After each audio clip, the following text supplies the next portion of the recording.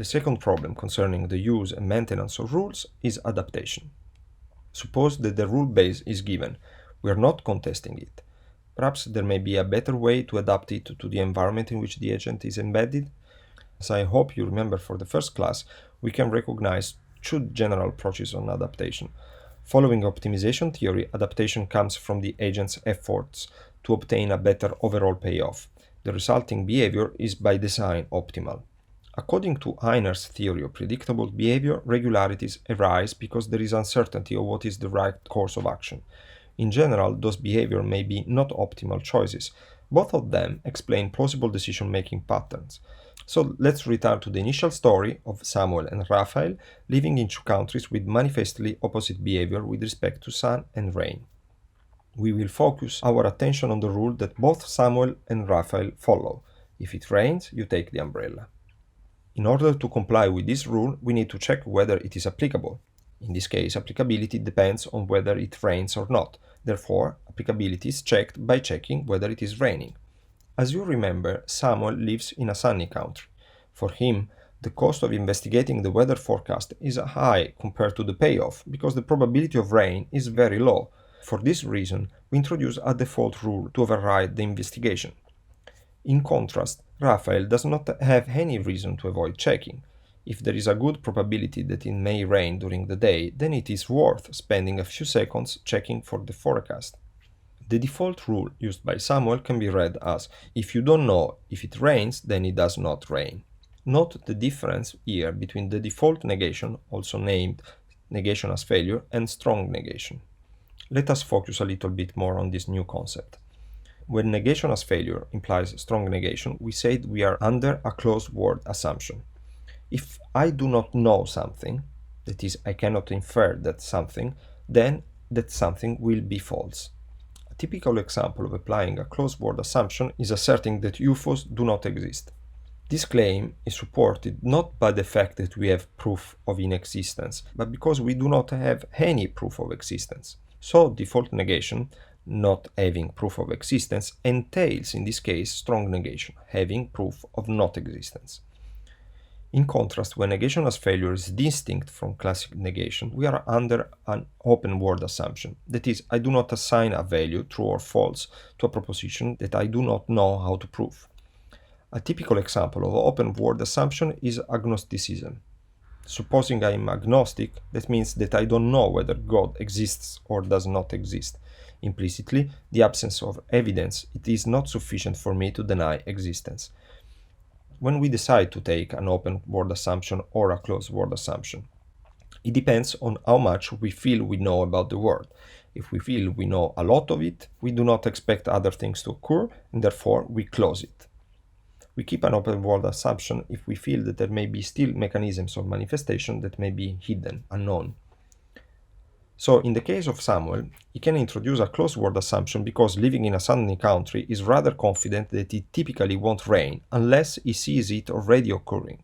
This is not the case for Raphael, that in contrast does not close the word and then it does not introduce a default. Now in this class we saw two types of events occurring on rule basis.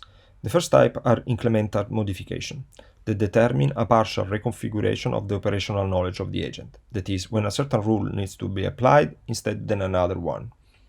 These modifications brings in essence distinguishing actions, as they bring in the foreground factors that were left implicit in the previous iterations. But we can have also contextual reorganizations, which are meant to have a better adaptation. Note, however, that when we compile the rule base into a more efficient priority base, we do not know anymore which were the reasons motivating the structure on the first place. Samuel is not aware why he does not check the weather in the morning. It may happen, indeed, that a certain behavioral policy is not working properly. Here it is not a matter of modifying it by introducing a new rule, but to accommodate the given policy to the current environment. However, in order to rewrite the rule base, the agent has to reflect over the rule base. The agent has to unveil the underlying constraint-based representation, removing all default assumptions and recomputing the priority indexes. A fun historical example. In Europe, there are very different behaviors about horse meat. As far as I know, in UK, eating horse meat is almost equivalent to cannibalism. Here in the Netherlands in the past there was some consumption, but it was generally associated to lower classes. In the village from which I'm from, I believe there are more butchers of horse meat than any other meat, whereas in other Italian regions I know people eating horse are seen with suspicion. Why is it the case? Why there are so many differences, even within nearby countries, territories? The question in most cases is simply historical. Italy, for instance, have been only relatively recently unified as a country. People in the regions that were more under the influence of the state of the Pope, center, certain north, were under an explicit prohibition to eat horse meat. This prohibition, however, did not have a religious basis. It was a practical rule. In countries which horses were highly valuable either for wars, as in Northern Europe and the small states in the center and north of Italy, or for farming, eating horse meat was deemed to be terrible for the practical consequences: no knights or no food. In countries relatively pacified and where horses were not used for farming, as in my region, horse meat was consumed with no problems, if not preferred to other types, like pigs or cows, that required, for instance, much more water. Now, this is it. We maintain, sometimes for generations, certain behavioral standards, not really knowing why, nor whether they are the best. So why we should modify our behavior? It is actually very simple. If the way in which we do things produces a lot of practical failures, then it makes sense to check whether we should rather consider other choices. And it may be that we may return on these previous decisions and see, for instance, that the reasons why they were taken do not apply anymore. We can conclude then this class with a diagram that gives an holistic view on rule governance. We saw that the regulatory system produces incremental modification of the regulated system.